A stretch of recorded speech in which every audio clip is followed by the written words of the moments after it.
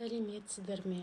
Менің YouTube каналымдағы және Instagramдағы тұрақты және жақында қосылған оқырмандарыма өте қуаныштымын. Бүгін мен 100% мақта матасынан жазғы көйлекті тігетін боламын. Алдыңғы бойдың оң жағында қатпарлары бар, белдемшесі айқастырылған. Ол үшін мен дайындап алынған үлгі лекалаларды қолданамын. Белдемшенің алдыңғы және артқы бойын дайындап алдым. Сосын алдыңғы бойды 2 дана және артқы бойды да дайындап алдым.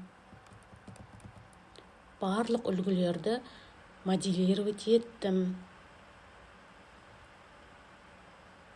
Үлгі бойынша алдыңғы бойдың оң жағындағы қатпарларды кесіп, ара қашықтығын белгілеп, матаға түсіремін.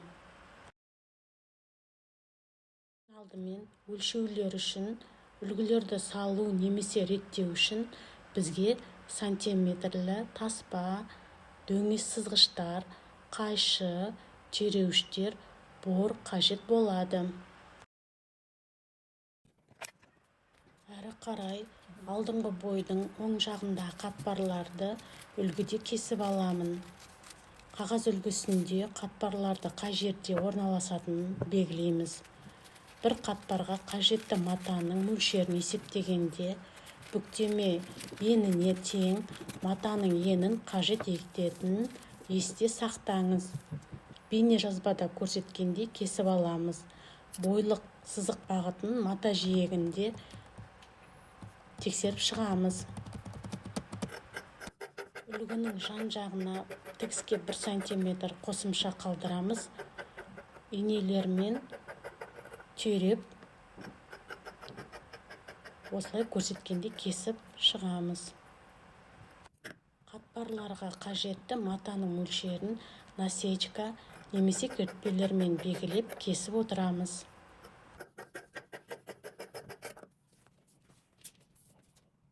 Келесі артқы бой лекаласын матаға орналастырып, бормен сызып алдым. Лекаланың жан жағына тігіске 1 см қосымша қалдырамыз. Тек мойын ойындысына тігісіне қосымша бермедім. Жалпы бұл көйлекті өзіме тігіп жатырмын. Сіздер тігіске 1-1,5 см дейін қосымшаларды берулеріңізге болады. Қажет болса, мойын ойындысына қосымшалар қалдыру керек. Бұл көйлекте артқы бойдың тігісі бар болғандықтан үлгіні матаның бүктемесіне орналастырмадым.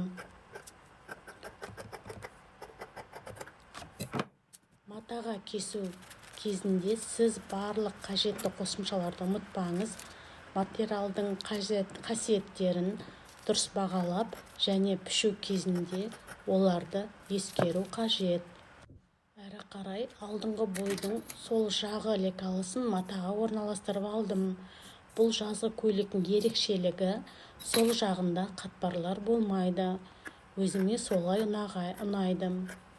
Жалпы өз қалауларың бойынша қатпарларды 2 жағына да жоспарлауға болады. Бұл әркімнің фантазиясына байланысты. Белдемшенің алдыңғы бой үлгісін матаға орналастыру барысында мата жиегі бойынша барлық бойлық сызығын тексеріп белгілеп аламыз. Айқастырылған белдемшенің негізгі идеясы тізе деңгейінен төмен, алдыңғы жартысының ортасында саңылау қалдыра отырып, белдемшенің бір бөлігін екіншісіне қабаттасатындай көрініс беру. Белдемшенің алдыңғы бойына айқасу кесінді алу үшін үлгі жиектер бойынша 7-10 см кеңейтіп, сызықты белден төмен қарай қиғаш сызу керек. Үлгінің жан жағынан тігіске 1 см қосымша қалдырып, бормен сызып, инелермен түйреп кесіп аламыз. Төменгі етек жағына 2-3 см қосымша қалдырамыз.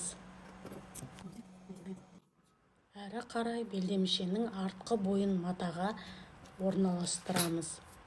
Артқы бой үлгісін мата жиегіне бойынша орналастырамыз. Үлгінің жан жағынан тігісіне 1 см қосымша қалдырып, бормен сызып алдым.